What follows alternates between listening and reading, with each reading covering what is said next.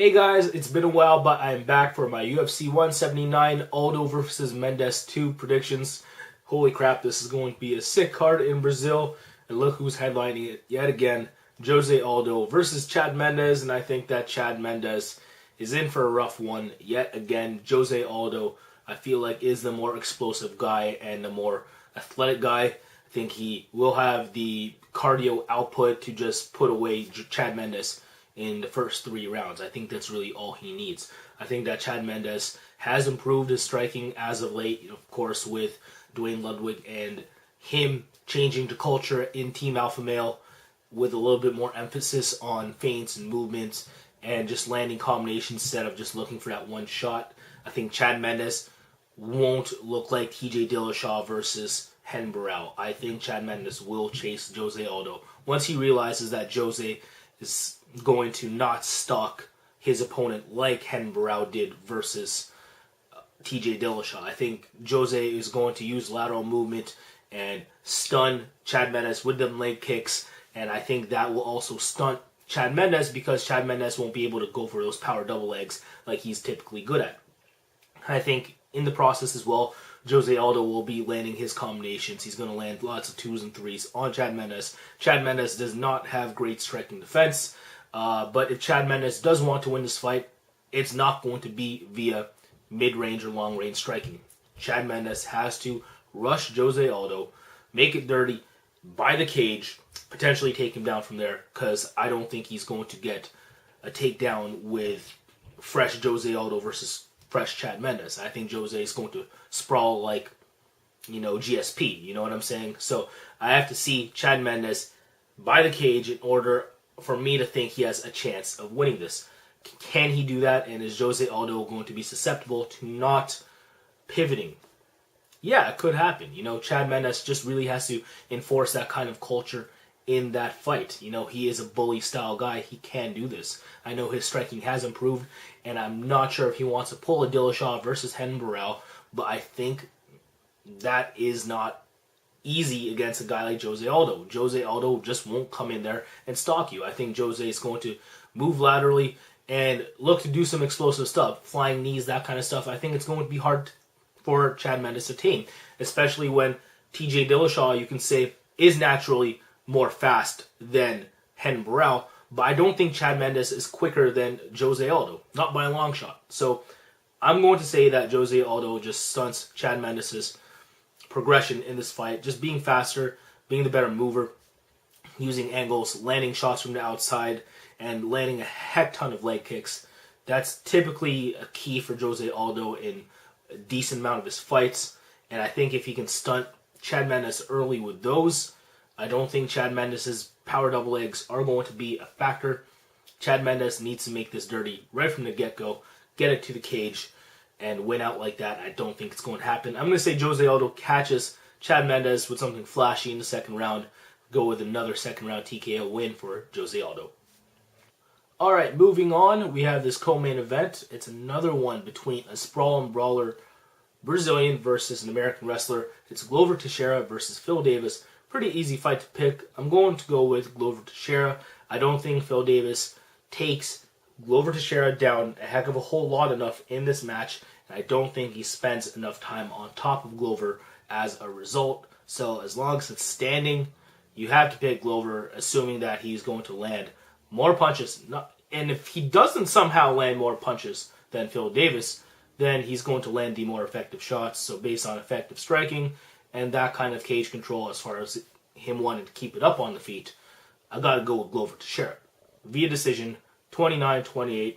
Can't be that hard for him.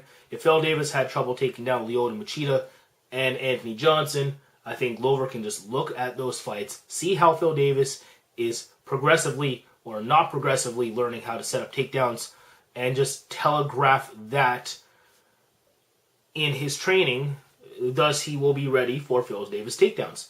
Every time Phil Davis tries to set up a takedown with strikes, you assume he is going to set it up with strikes. So you'll be ready to sprawl whenever. So Phil Davis has to learn how to threaten with anything besides that aspect of his game. He has to develop power in his hands or something, or some sort of lethal combination, but he's never going to do that. In my opinion, Phil Davis is always going to be a good competitive grappler with D1 wrestling in MMA. I'll always look at him like that. He hasn't really progressed much since his Gustafsson win. So, what can I say? I've got to go with Glover Teixeira to just be able to read Phil Davis like a book. 29-28, land punches from the outside.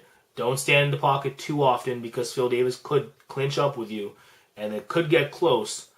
But yeah, for the most part, it's going to be Glover on the outside, picking his shots, winning at 29-28, unanimous decision. I don't think it's going to be that exciting.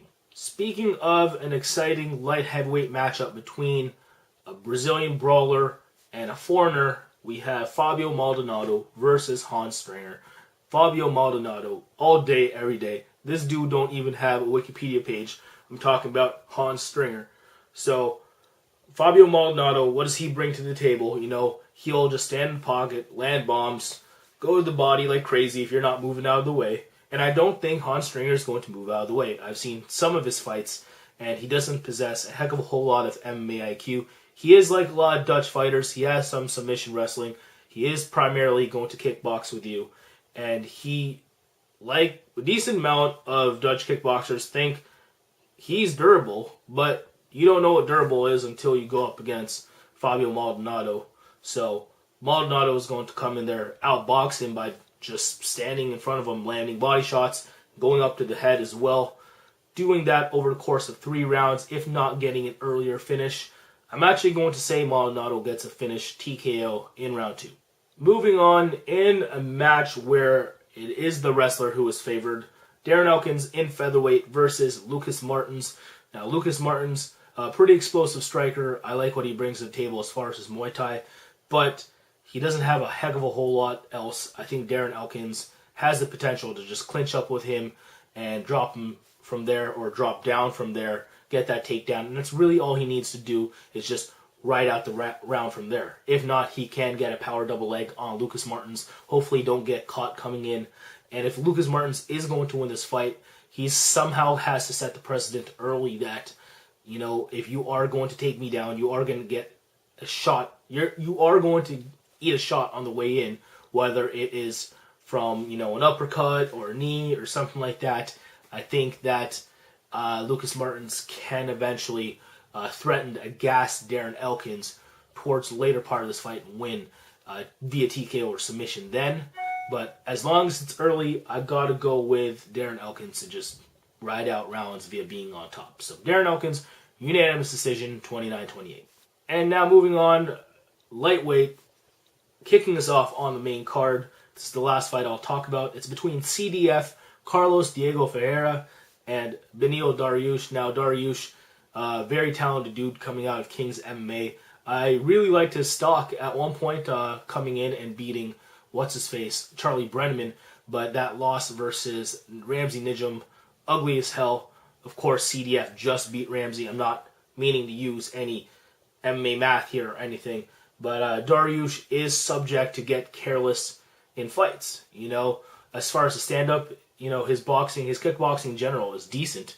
It's pretty good, but he is subject to times where he just F's off on his striking defense. And Carlos Diego Ferreira, not the greatest striker himself, but his jiu-jitsu game's on point.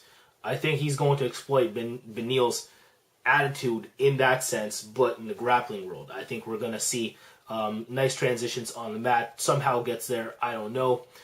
But once it does, I think there's going to be a lot of flashy transitions, stuff that I can't exactly elaborate on because I'm not a BJJ practitioner myself.